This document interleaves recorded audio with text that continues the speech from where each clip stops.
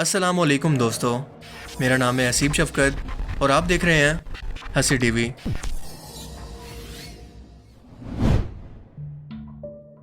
उनतीस मई 2022 को भारतीय पंजाब के मशहूर पंजाबी सिंगर सिद्धू मूसेवाला को गोलियों की बौछार करके बेदर्दी से कत्ल कर दिया गया। सिद्धू मूसेवाला तबीयतन एक शरीफ इंसान था, लेकिन फिर भी इसकी ज़िंदगी काफ़ी कंट्रोवर्सी से भरी हुई थी। मसलन इस पर इल्ज़ाम लगता रहा कि वो अपने गानों के अंदर गैंगस्टर कल्चर और गन कल्चर को प्रमोट करता है और साथ साथ पॉलिटिकली तौर पर खालिस्तान मूवमेंट को सपोर्ट करने पर पूरे भारत में इसे तनकीद का निशाना बनाया जाता रहा। पॉलिटिकली तौर पर इसने कांग्रेस पार्टी को ज्वाइन करके इलेक्शन भी लड़ा मगर हार गया। कई गैंग सिद्धू मूसेवाला की शोहरत की वजह से या पॉलिटिकली तौर पर इसे रास्ते से हटाना चाहते थे और इसीलिए कई महीनों से इसे मुसलसल धमकियां भी मिल रही थी। पंजाब हुकूमत ने इसे बाकायदा सिक्योरिटी भी दे रखी थी, जो कि इसकी मौत से सिर्फ एक दिन पहले हटा ली गई। ये अपने गांव में दोस्तों के साथ अपनी गाड़ी पर सफ़र कर रहा था कि अचानक से हमलावरों ने इस पर 30 गोलियां दाग दी।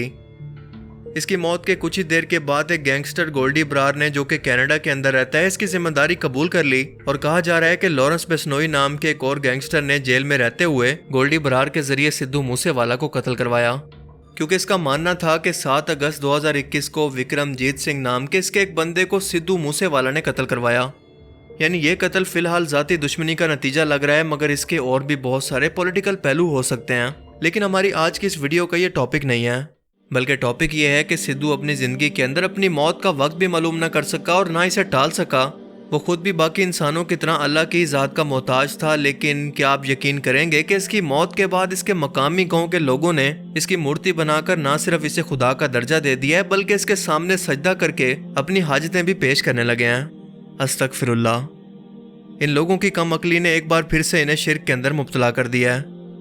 ये जहालत सिर्फ इन्हीं लोगों तक महदूद नहीं, बल्कि ये आदत इंसान की फितरत के अंदर शामिल है कि लोग किसी इंसान की मोहब्बत के अंदर अपनी कम अक्ली और जहालत में इतना आगे निकल जाते हैं कि खुदा को भी पीछे छोड़ देते हैं। इस शख्स की मौत के बाद इससे तरह तरह की करामतें मंसूब करके इससे दुआएं करते हैं, अपनी हाजात मांगते हैं और यूं आहिस्ता आहिस्ता ये शिर्क का किला बन जाता है। बिल्कुल यही हाल औलिया अल्लाह के नाम पर भी किया गया है, क्योंकि जिस शख्स ने जिंदगी के अंदर कभी नमाज भी ना पढ़ी हो, इसे बेशक कलमा तक ना आता हो, लेकिन इसकी मौत के बाद लोगों ने इसकी कब्र को बुत बनाया और बाबा जी से झूठी करामतें मंसूब करके औलिया अल्लाह बना दिया। मैं सबकी बात नहीं कर रहा, बल्कि ऐसे मज़ारों की बात कर रहा हूँ जो कि शिर्क के अड्डे बन चुके हैं। ये है गुजरांवाला में बाबा इस्माइल का मज़ार। लोग मनतो मुरादों के लिए शरीनी बांटते हैं, मगर यहाँ मुखय्यर हजरात सिगरेट से काम चलाते हैं और अकीदतमंद इस दुए को अपने लिए शफा तसव्वुर करते हैं। इधर लोग कैंसर के मरीज ठीक हो गए हैं।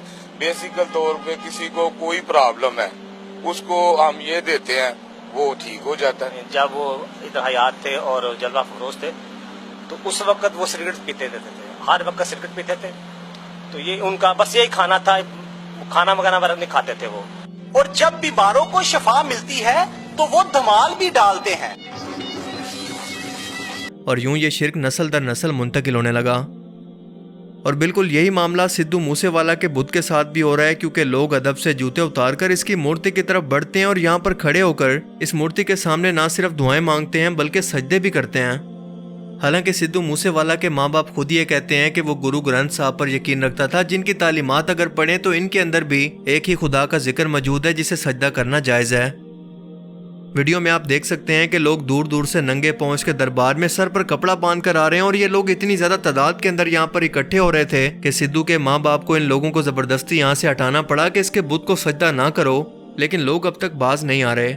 ਤੇ ਅੰਦਰ ਤਾਂ ਕੋਈ ਜਾ ਹੀ ਨਹੀਂ ਸਕਦਾ ਭਾਈ, ਸਿੱਧੂ ਮੂਸੇਵਾਲੇ ਦੇ ਬੁੱਤ ਨੂੰ ਕੋਈ ਛੋਹ ਨਹੀਂ ਸਕਦਾ, ਕਿਉਂਕਿ ਆਲੇ ਦਾਲੇ ਸ਼ੀਸ਼ਾ ਲੱਗ ਗਿਆ।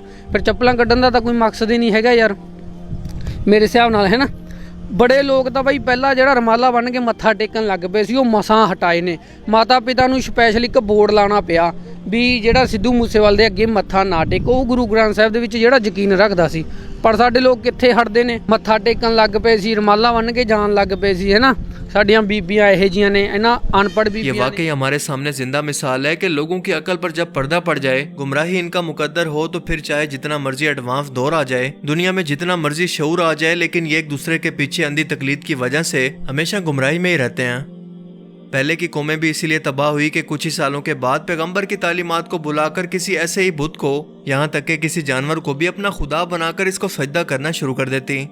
اسی لیے اللہ پاک انسانوں کو اس دنیا و کائنات پر غور و فکر کرنے کی دعوت دیتا ہے کہ اسے سوچنے پر مجبور کرے کہ خالق اور مخلوق کے اندر فرق کیا ہے، کیونکہ یہ نظام قدرت اللہ کی موجودگی کی نشانی ہے جو کہ انسانوں کو اللہ کے مزید قریب کرتا ہے۔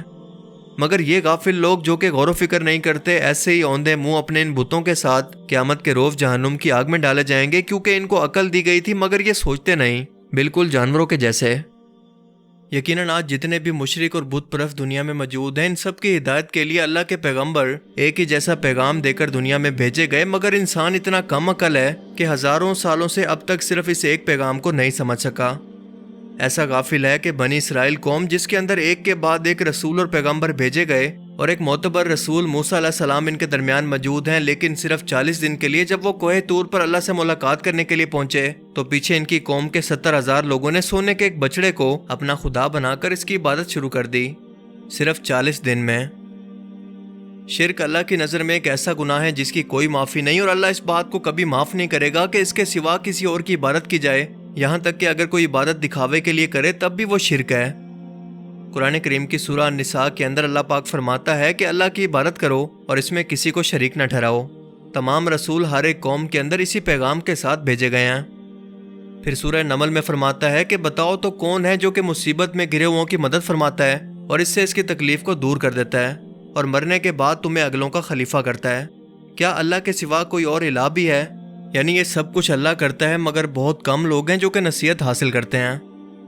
یہ قرآنی آیت اس بات کا ثبوت ہے کہ بہت کم لوگ ہیں جو کہ آنکھوں سے یہ سب خدائی صفات کو دیکھ کر بھی نصیحت کو حاصل کرتے ہیں کہ جس شخص کی پوری زندگی دنیا کی نظروں کے سامنے ہو وہ ایک عام انسان ہو، انہی کی طرح کھاتا پیتا ہو، سوتا جاگتا ہو، سانس لیتا ہو اور تمام انسانی ضروریات کا محتاج ہو، تو کیسے لوگ اس سب کو دیکھ کر بھی اسے خدا کا درجہ دے سکتے ہیں؟ انسانی عقل اس بات کو تسلیم نہیں کرتی کہ وہ انسان جو کہ ایک مکھی کو پیدا نہیں کر سکتا، اپنے آپ کو کوئی فائدہ نہیں پہنچا سکتا، لوگ اسے اپنا مشکل کشا بنائے بیٹھے ہیں۔ اللہ سے دعا ہے کہ وہ ایسے لوگوں کو ہدایت دے، اور اس خدا کا لاکھ لاکھ شکر ہے جس نے ہمیں مسلمان پیدا کیا۔ باقی آپ اس بارے میں کیا سوچتے ہیں؟ اپنی قیمتی رائے کا اظہار کمنٹ سیکشن میں ضرور کریں، اور اب میں ملوں گا آپ سے ایک ایسی ہی نئی انٹرسٹنگ ویڈیو میں۔ تب تک کے لیے اپنا بہت سا خیال رکھیے گا۔ Thanks for watching this video. اللہ حافظ۔ اور جن لوگوں کو یہ اللہ کے سوا پکارتے ہیں وہ کوئی چیز بھی تو نہیں بنا سکتے بلکہ وہ خود بنائے جاتے ہیں۔ وہ تو مردہ ہیں بے جان، ان کو تو یہ بھی معلوم نہیں کہ اٹھائے کب جائیں گے۔ لوگوں، تمہارا معبود تو ایک ہی معبود ہے، سو جو لوگ آخرت پر ایمان نہیں رکھتے ان کے دل انکار کر رہے ہیں اور وہ سرکش ہو رہے ہیں۔ اے پیغمبر، ان کو بکنے دو، یہ قیامت کے دن اپنے اعمال کے پورے بوجھ بھی اٹھائیں گے، اور جن کو یہ بے تحقیق گمراہ کرتے ہیں ان کے بوجھ بھی اٹھائیں گے۔ سن رکھو کہ جو بوجھ یہ اٹھا رہے ہیں برے ہیں۔